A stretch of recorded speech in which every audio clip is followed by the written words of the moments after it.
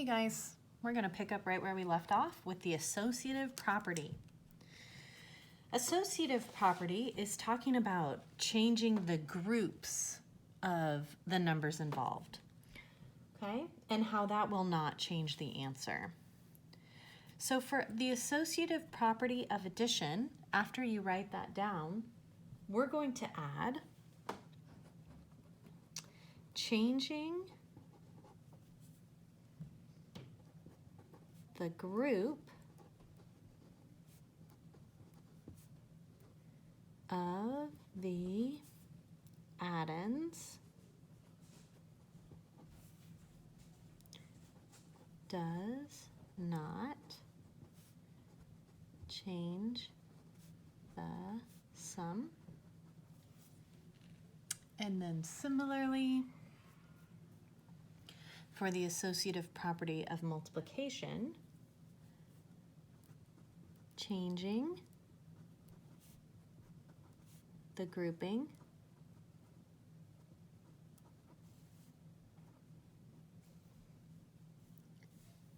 of the factors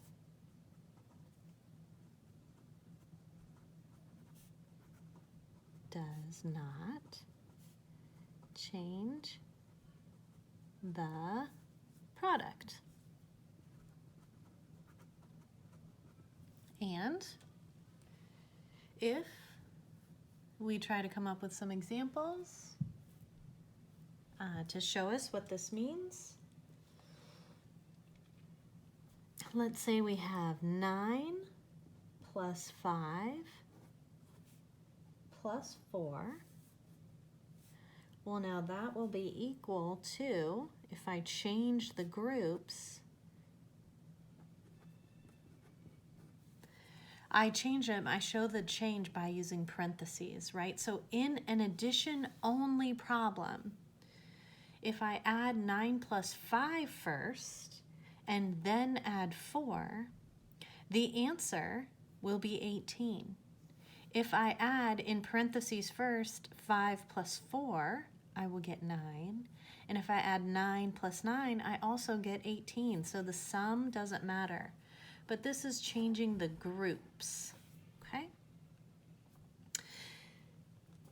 And over here, if I want to pick maybe smaller numbers, right, for some easier math, let's say we do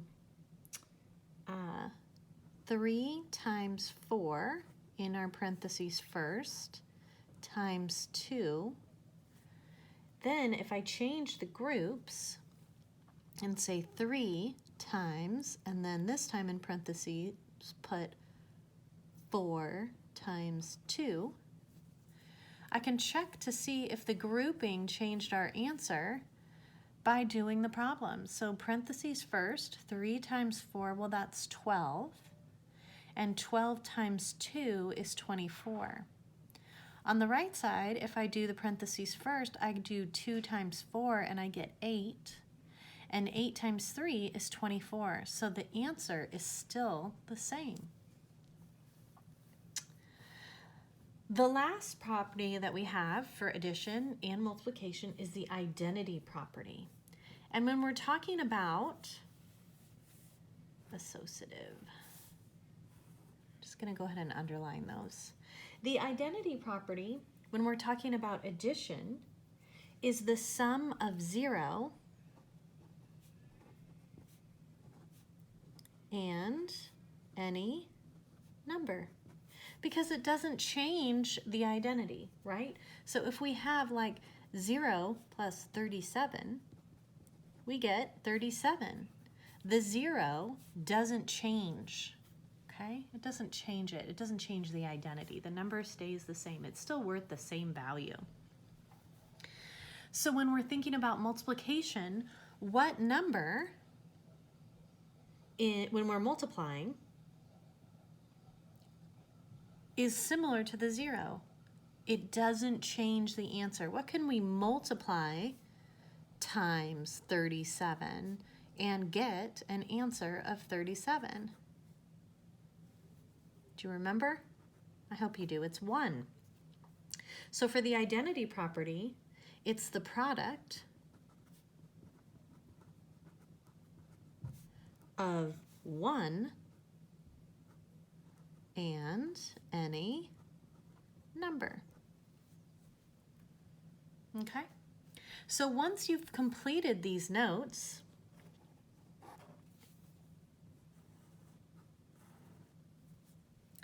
we're going to do an example together of what your homework is going to be like.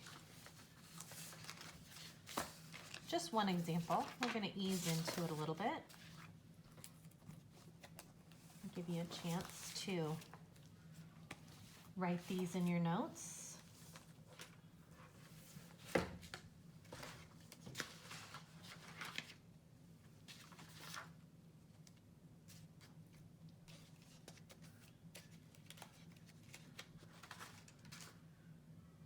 Get the homework ready for you. Okay, so we want to try and do as much of this as we can today mentally. So today you're not going to have to show all of your work. I do want you to show just the answers, okay? The answers of any grouping. So 6 times 5 is in the parentheses, which means we should do it first. So 30 times 20. So 3 times 2 is 6.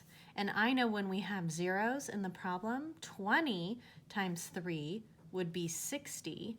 So 20 times 30, it means both zeros have to be in my answer. So this is an example of what your homework should look like, okay? Your homework for tonight is going to start on page 6. We're going to call this your assignment number 1, the very first thing. So homework number 1.